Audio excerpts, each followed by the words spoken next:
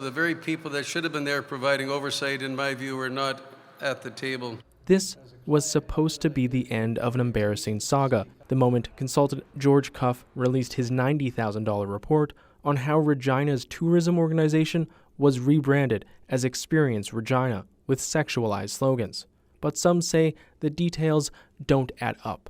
I don't buy for a minute that this could have been an accident.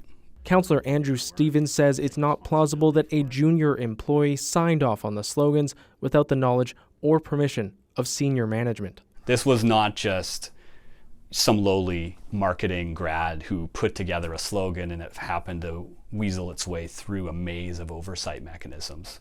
In an interview with CBC News, Cuff said he was told racy catchphrases such as "Show us your Regina" and "The city that rhymes with fun" were considered draft slogans.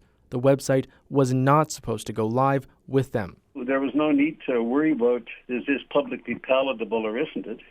Because there was no urgency around that. They were told, we've got another 2 weeks before we're going to be releasing this.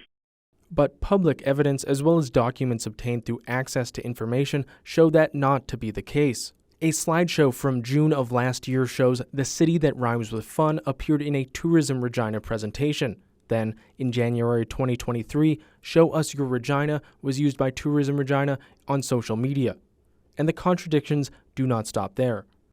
Cuff told media that the clothing company 22 Fresh had proceeded without authorization when it produced a hoodie with the controversial slogan. But an email from Experience Regina CEO Tim Reed to the Real board says the hoodie was approved by our tourism team as part of the partnership. Cuff told CBC that he did not receive that email from Reed and that he'd get back to us, but he never did.